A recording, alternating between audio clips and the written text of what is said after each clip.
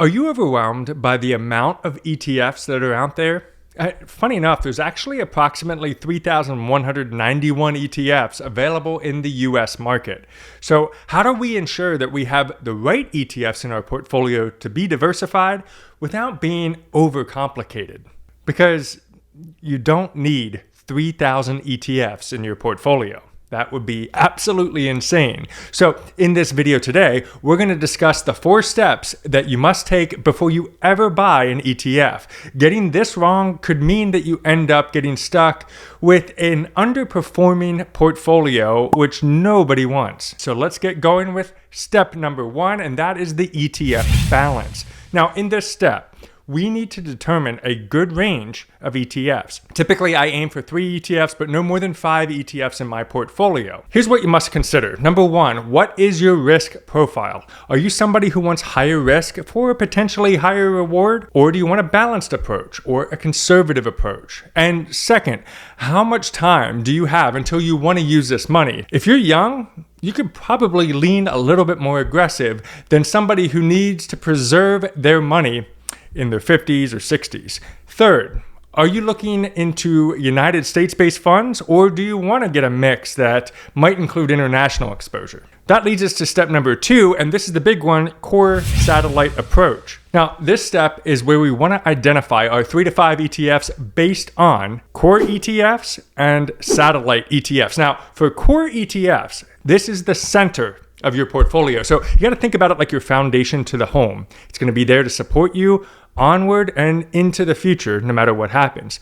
For a core ETF, I aim to look at either the Total Stock Market ETF or an S&P 500 ETF that has at least a 10-year history of decent gains and an expense ratio under 0.5%.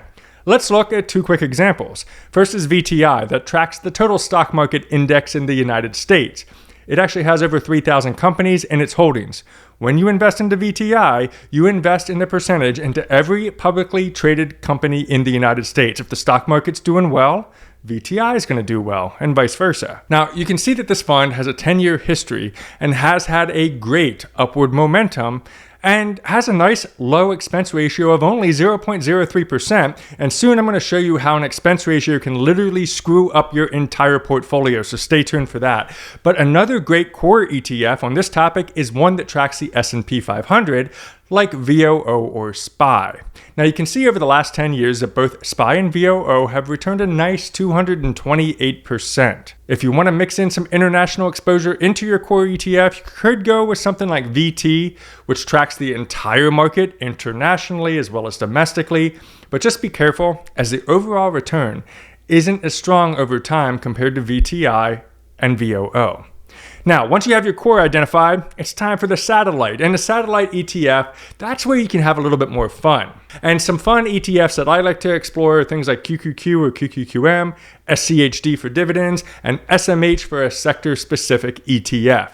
So, for example, if you build your core satellite portfolio with VTI, QQQ, and SCHD with a 40-40-20 allocation, let's say you invest $500 a month from the year 2015 until 2024. Today, you'd have $132,000, which is a 14% average yearly return. Now, if you would compare that to only investing in VTI alone, you'd only have $117,958 or 11.89% yearly return. And by the way, I should also address bonds. I really struggle with bonds personally, and would rather look into something like a dividend ETF to carry my conservative side, like SCHD. Now, this isn't financial advice, but if you would have invested only in bonds during that same time period we just looked at, you would have only received a 1.18% or $64,690. So that's like totally the worst performing arena to be in. Let's move on to step number 3, which is fund overlap. Now, once you've identified your satellite funds, what you need to do is check fund overlap. This is critical when you're investing into ETFs. And here is what I mean by that. Go over to etfrc.com, and you can actually do this for free on your own. So head over there, go to fund overlap, and then you're going to plug in your ETF. I personally try to avoid a 50% or greater overlap on my satellite ETFs. So let's plug in our example of SCHD and QQQM. Have a look at that. That's an overlap of only 6%. And that's because QQQM focuses on the tech side, whereas SCHD, that's going to focus more on dividends, consumer staples, finance, energy, etc. And then, let's say one sector starts falling apart, having a rough year. Your portfolio is actually limited to falling completely apart. It almost balances because one sector picks up after the other. Sometimes I actually see this happen daily on my portfolio. QQQM, that could be down 1 or 2% for the day, but then SCHD is up 1 or 2% on the day, and that means my portfolio literally balances out. And I like when that kind of stuff happens. But let's say for whatever reason you decide to invest in VTI and VOO as your satellite ETFs. You think to yourself, what if I invest in the total stock market and the S&P 500 together? And most people think like this, but check out the fund overlap on that one. Plugging in VTI and VOO, 87%. That's a big overlap. In fact, 99.6% of all holdings in VOO are already in VTI. So if you're going to opt for that, just realize you're basically buying the same fund. Let's move on to step number 4, which is the expense ratio. The last thing to do is to really look at your expense ratio. And there are 2 types of ETFs that we need to discuss when you do your digging. And that is passive ETFs first. The passive ETFs, they tend to replicate a performance of a specific index. And then you have an active ETF. And an active ETF is managed by portfolio managers who make the decisions on what to buy, what to allocate the assets to, and they try to outperform the market. Passive ETFs will always be cheaper than active ETFs, no doubt, always. And my rule is to not get any ETF that costs more than 0.40%. And I'm going to show you why.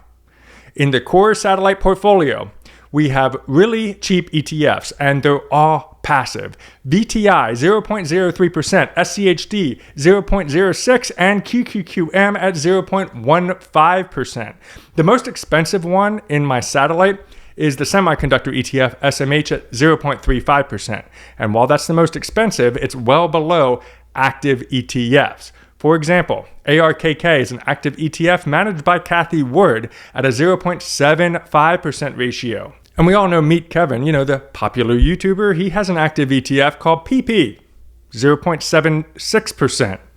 And then you have this other active ETF that I got to crap on. I got to crap on right here. Bear with me. And no offense if you own this one, but I'm just going to say it what it is.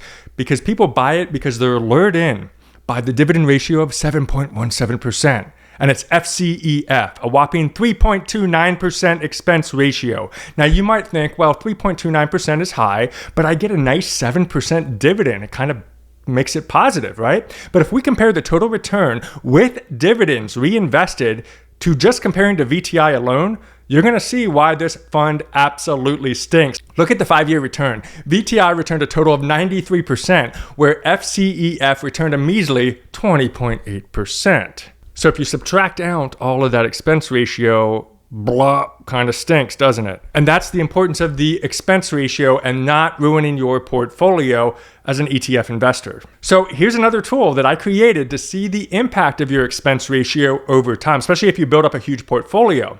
Let's say you build up a portfolio of $1 million. What we can do is input various portfolios of $1 million and check out our expense ratio impacts. So let's say we're going to do VTI, QQQM, SMH, PP, and then that silly FCEF at 3.29%. So now if you want this sheet, you can click the link below in the description and grab it for yourself as my gift to you, absolutely free. So let me drive this really quick, go through here this ETF expense ratio. We're going to put $1 million, we put that all the way down here in the investment amount, and then the annual expense ratios for this. So we have VTI right here, we're going to put QQQM, we're going to put SMH, and we're going to put PP right there.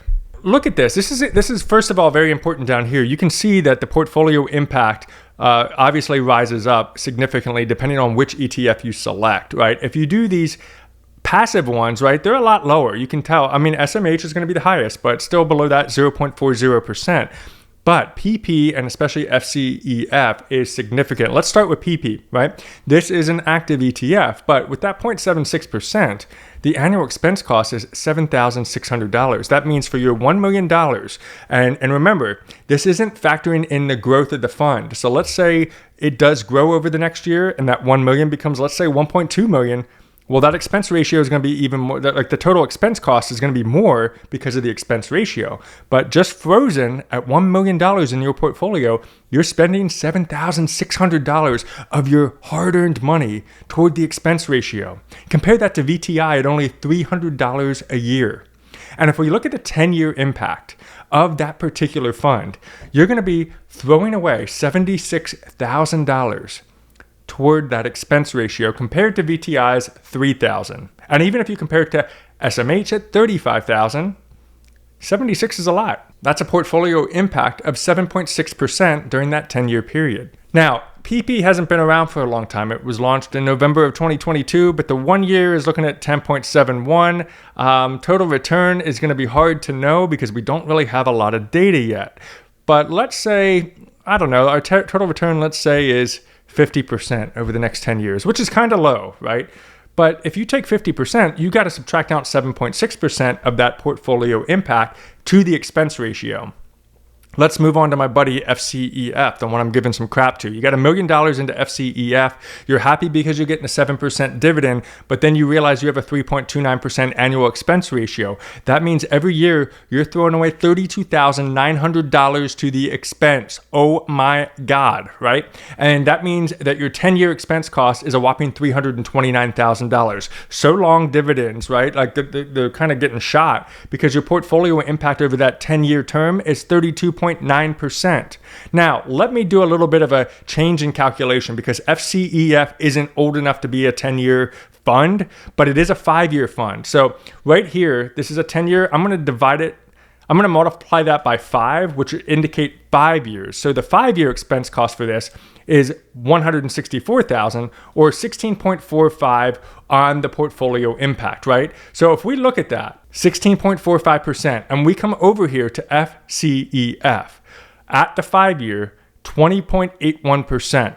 So let's get our calculator out, right? So if the total return that is with dividends reinvested is 20.81%, and we have to subtract down the portfolio impact of the expense ratio, which is going to happen because it's there. We subtract out 16.45. You only got a total return of 4.36%. You were better putting your money into the S&P 500. You were better putting your money into GameStop. I can't believe I'm saying that. But that's the thing. And that's why expense ratios are so critically important. So what you could do is get a hold of this sheet. Make sure you come up here to File and hit Make a Copy, okay? You can't have access to the sheet. You got to make your own copy so you can play around with it. But if you do that, you can plug in your own investments, plug in your own investment account, maybe look at your total portfolio now, see what your overall expense ratio is on an annual perspective, a 10-year perspective, as well as the portfolio impact, and see if you're on the right path. And if you feel comfortable with giving up that much money to the expenses. All ETFs have them. You just got to find the right one for you. Now, I have 2 things that I need from you right now. And the very first one is what I'd like you to do is drop a line with your favorite ETF in the comments. And based on the majority of comments, I may actually come back with a specific ETF review and a shout out to your comment in that future video. The second thing I'd like you to do is check out this video next, and we'll see you on the next video.